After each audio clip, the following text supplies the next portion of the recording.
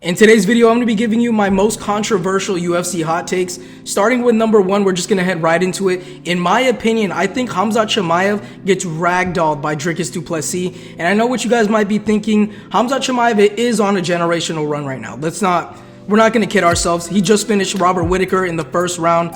Nobody's ever been able to do that. And the only person that's made it look that easy is Dricus du Plessis.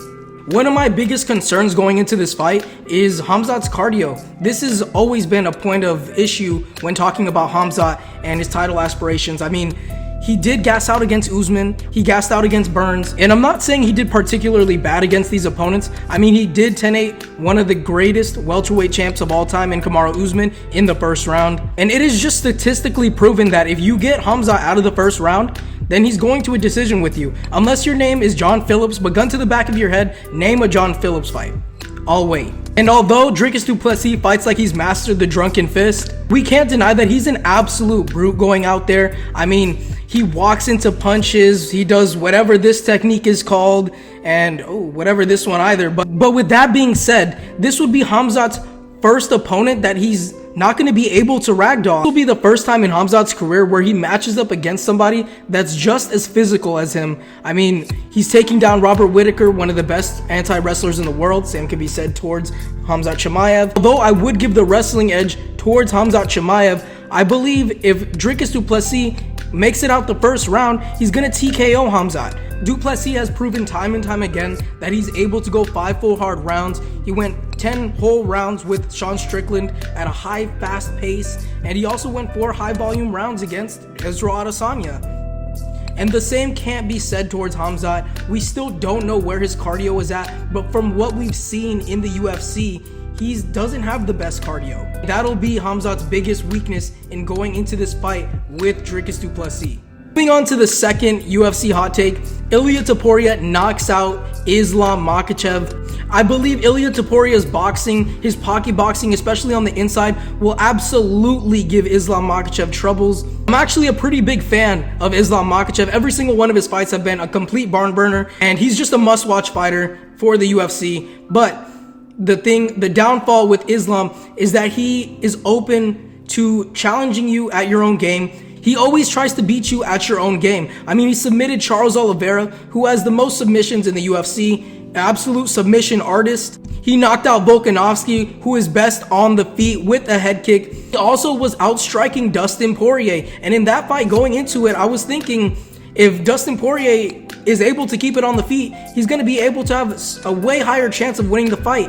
And that turns out to not be true because Islam Makhachev has just leveled up his striking that much more, and he's always willing to jump right into the fire. But against Ilia Topuria, that is not a good idea. In my opinion, Ilia will be able to keep it on the feet, and Islam will welcome the challenge and try to strike with Ilia, and that'll be his downfall.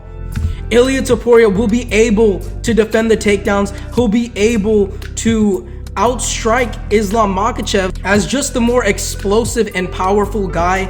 Ilia Topuria is probably the #1 hardest hitting lightweight ever. I mean, if you go back to his featherweight days, he was able to knock out Alexander Volkanovski, although be it he was coming off of a head kick knockout against Islam Makhachev, but he was able to knock out Max Holloway, which is something we've never been able to see before. He was able to hurt him multiple times throughout the fight, eventually finishing him and dropping him, and I believe the same outcome will happen to Islam Makhachev. Now moving on to my third and final UFC hot take, nobody beats Bilal in the welterweight division. I mean, if you look at the current state of the welterweight division, it's not very grapple heavy. A lot of them are strikers, and we've seen this time and time again since the beginning of the UFC. Grapplers are able to defeat these strikers at their own game. I mean, the threat of the takedown is so huge.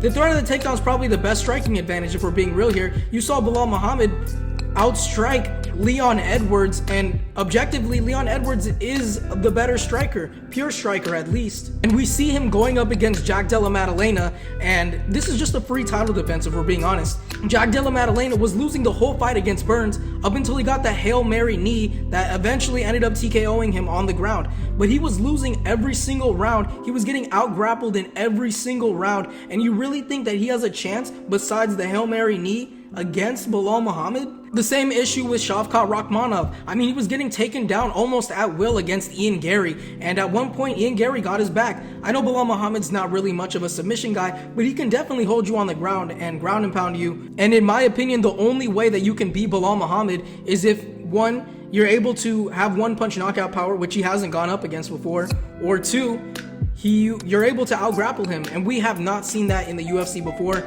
I mean, he was able to out-grapple Burns, who is a submission and jiu-jitsu artist. In conclusion, DDP ragdolls Khamzat Chimaev, Ilia Topuria KOs Islam Makhachev, and nobody beats Belal Muhammad in the welterweight division. Let me know your UFC hot takes and if you agree with me in the comment section below.